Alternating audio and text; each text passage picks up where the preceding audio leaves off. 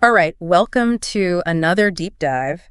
This time, we are going to tackle the UK's new Electronic Travel Authorisation System. Or as they call it, ETA. Yeah, ETA, exactly. And we really went all out for this one, gathered a whole bunch of stuff from like official UK government websites, even some analysis from the travel industry. And don't forget that Daily Express piece. Yes, that Daily Express article. So I love the Express. Exactly. So by the end of this, you will be a total ETA expert. We'll cover what it is, who needs it, all the good stuff. And why it's causing such a stir. Yes. Why all the fuss, right? Yeah. Well, what's interesting to me is that this ETA system, it's really part of a much bigger thing happening globally. It's like countries are moving toward these like digital borders. Digital borders, huh? Yeah. The UK is basically trying to use technology to make border control more streamlined. Makes you wonder what's next for travel, Ooh, I like where you're going with that. I can already see some of those aha moments coming up. But before we get ahead of ourselves, let's take a step back to the basics. Yeah. What exactly is an ETA, and how is it different from, say, a visa? That's the question, isn't it? Because a lot of people get them mixed up. Right. An ETA is not a visa. Think of it more like a pre-travel check for those who don't usually need a visa to visit the UK for short stays, like for tourism, business, that sort of thing. So like a digital, before you even get there. I like that. Yeah, like a digital, you're good to go. It lets the UK do some screening before you arrive, which is a big part of this whole shift towards a more digital border. A digital border.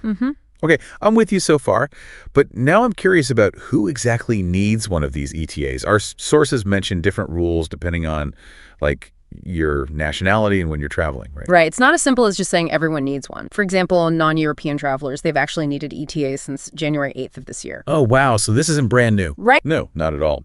One of our sources even said that over 1.1 million ETAs have already been issued. So it's already in full swing for a lot of people. Wow, that's a lot. Okay, so what about those of us planning a trip, let's say, from somewhere in Europe? Like, when do we need to start worrying about this ETA thing?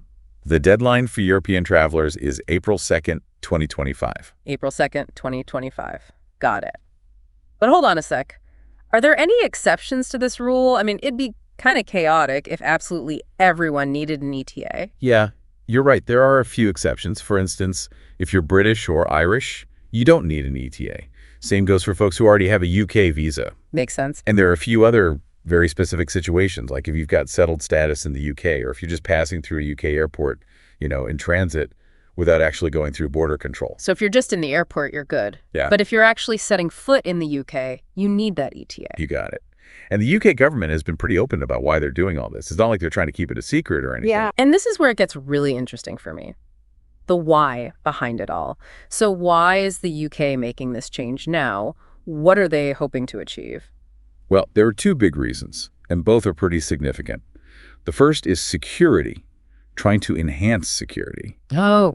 You see, by having people apply for an ETA beforehand, the UK can screen them against their databases, maybe catch some potential issues before they even arrive. It was like an added layer of security, right? Just trying to keep things running smoothly and, keep everyone safe. Exactly.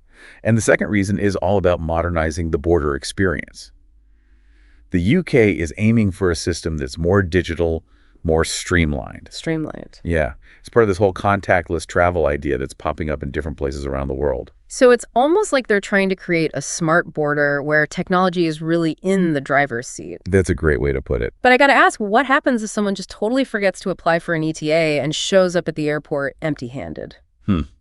Well, that's definitely not something you want to do. Yeah. Because you could be denied entry. Oh, wow. Yeah.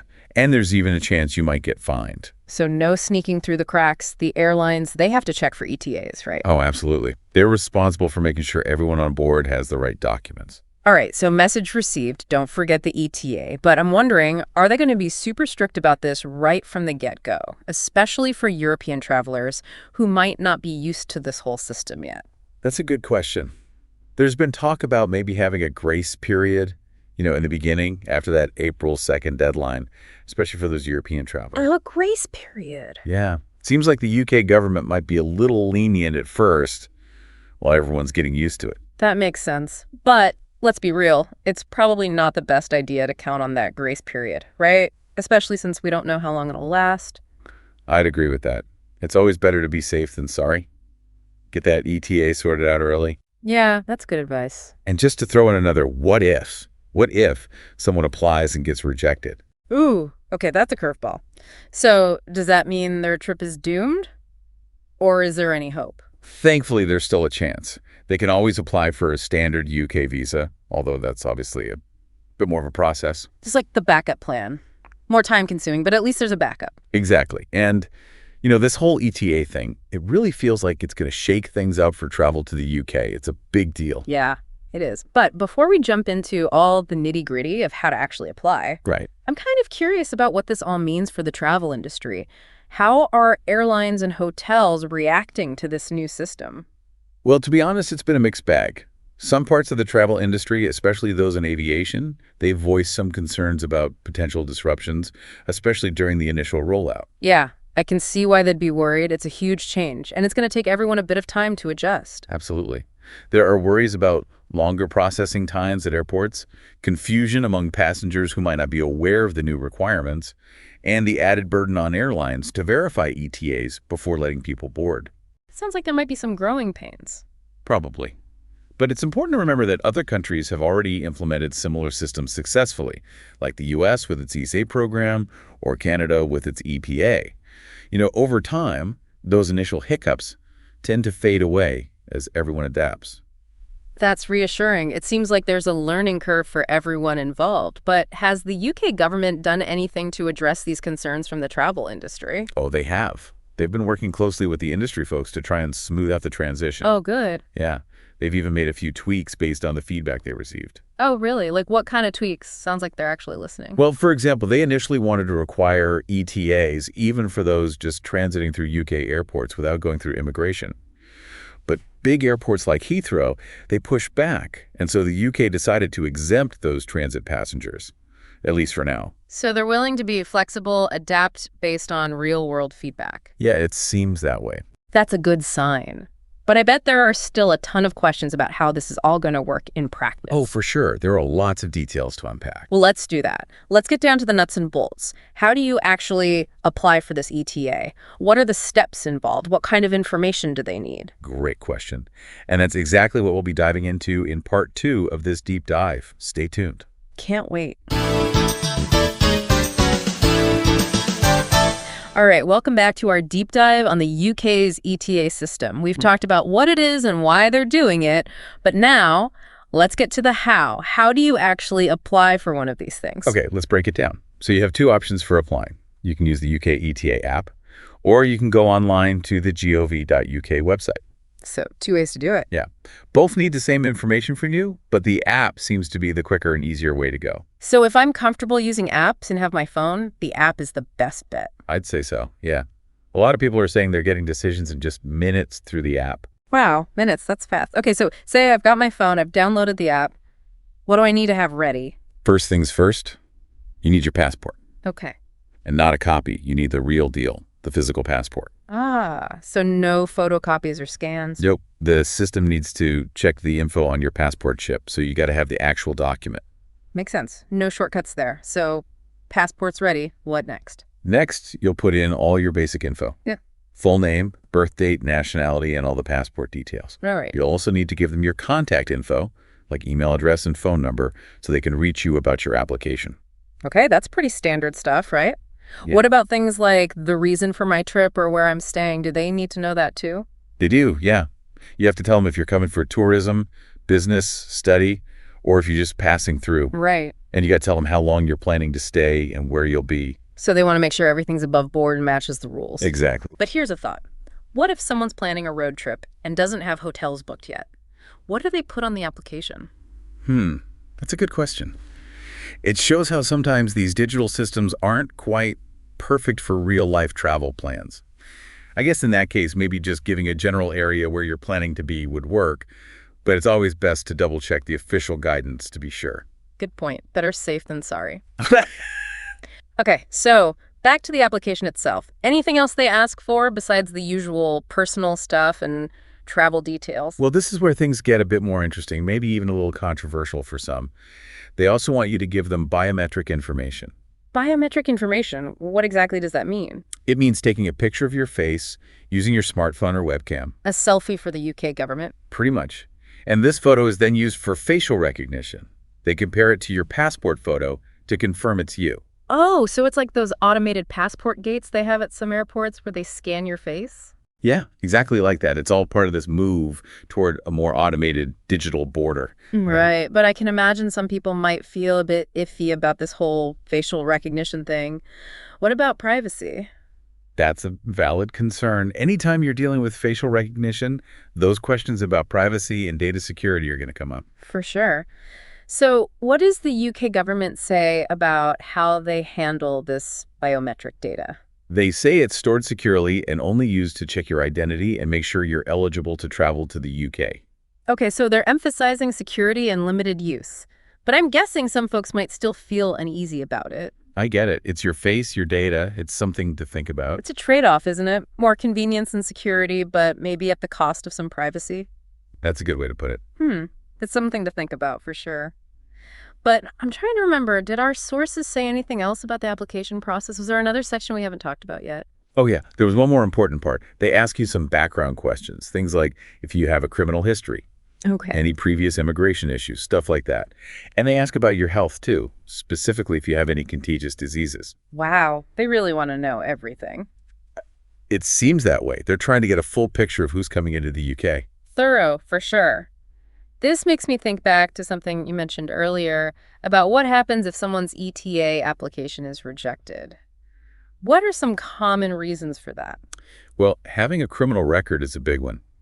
If you've been convicted of certain crimes, especially ones that are considered serious in the UK, your application might be denied. That's understandable. They're definitely focusing on safety and security. Exactly. Another thing that could raise red flags is a history of immigration violations, like if you've overstayed a visa in the past or been deported from another country. So they're looking for any signs that someone might not follow the rules. Right. And the sources also emphasize the importance of being completely honest on the application. Any lies or misleading information, that's a guaranteed denial.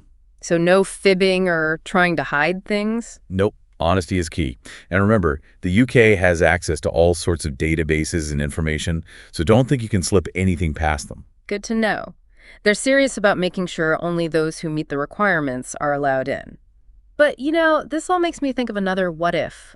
What happens if, say, someone loses their phone or their laptop crashes after they get their ETA confirmation? Can they get that information back? That's a great question, and I'm sure a lot of people are wondering about that. The good news is, it's not a big deal if you lose that confirmation email. Oh, that's a relief. I was imagining a total nightmare trying to get it replaced. Yeah, it's not that bad. The good thing about this digital system is that your ETA is linked to your passport electronically. So even if you lose the email or any record of it, the information is still there in the UK system. So when you arrive at the border, they can just scan your passport and see that you have a valid ETA, even without that email. Exactly. It's all digital, so no need to worry about losing paper copies or anything like that. That takes a load off my mind. Oh, what if someone wants a copy of the confirmation just for their own records or peace of mind? Is there a way to get that back? Yep. You can do that through the gov.uk website. You'll need to give them your passport info and a few other things to prove it's you, but it's pretty easy. So they've got all the bases covered. They do. I'm really starting to see how much thought they've put into this whole system. But with all these new procedures and technology, I can't help but wonder about the human side of things. Are there any concerns about how this might affect the actual experience of going through border control? That's a really important question. And that leads us perfectly into the next part of our deep dive. We'll be looking at those potential impacts and more when we come back. We're back. And now I want to talk about the human side of this whole ETA thing. With all this focus on digital borders and facial recognition and stuff, it's easy to forget that there are still real people involved in all of this, on both sides. Oh, absolutely. Technology can make things more efficient, sure, but it can also create new challenges, especially when it comes to, actual human interaction. Yeah, like what happens when things don't go exactly as planned? Exactly. Those what-if moments. Right. Speaking of what-ifs, we talked a bit earlier about what happens if someone shows up at the UK border and their ETA is flagged for some reason. Can we dig into that a little more? Like, what does that actually look like for the traveler? Well, let's just say it's not the smoothest arrival experience. Yeah. It probably means a lot of waiting around while the border officials try to figure out what's going on. Oh, no. Yeah, they might ask you a bunch more questions, take a closer look at your documents, maybe even check your luggage. Not the best way to start a trip. Not ideal, for sure. A bit nerve-wracking. So, did our sources shed any light on how these kinds of situations are usually handled? Are there specific procedures in place, or does it just depend? Well, one of the travel industry analyses we looked at mentioned that the UK is putting a lot of effort into training their border staff to deal with these situations effectively. Oh, okay. Yeah, the goal is to have officials who are not only comfortable with all the technology, but also, have good people skills so they can make the whole process as painless as possible. Makes sense. Because you'd need a certain touch to balance security protocols with, just being understanding and empathetic, especially when you're dealing with travelers who are already stressed out or confused. Right, it's a tricky balance. And obviously they're hoping that most people won't run into any problems at all. Yeah. But it's reassuring to know that they're trying to handle those less than ideal situations with a bit of care. For sure. It's all about finding that sweet spot between keeping things secure and making sure people have a positive experience. But, this whole conversation has me thinking about the bigger picture here. This move towards digital borders, it's not just a UK thing, right? Oh, not at all. It's a global trend. Really? Oh, yeah. More and more countries are adopting similar systems, using technology to manage who comes in and out. Makes you wonder what travel will be like in, say, a decade or two. Will we even have physical passports anymore? Will everything be digital and biometric? It's an interesting thought, isn't it? And it raises some big questions about, the balance between convenience and privacy. Right, because the more our information is out there, the more vulnerable we are to things like data breaches. Exactly. It seems like the more technology advances, the more complex these ethical questions become. It's a big topic, something we could probably spend a whole other deep dive exploring. Definitely. Well, I think we've covered a lot of ground today, from the nuts and bolts of what an ETA is to these big picture questions about the future of travel. Yeah, we've talked about the practicalities, the challenges, even some of the ethical dilemmas. And hopefully we've given our listeners the information they need to navigate this new world of digital borders. I hope so. Well, on that note, I think it's time to wrap up this deep dive. If you're planning a trip to the UK anytime soon, be sure to check out the official gov.uk website for the latest info on the ETA system. Good advice. And as always, do your research, plan ahead, and travel safely. Thanks for joining us. Happy travels.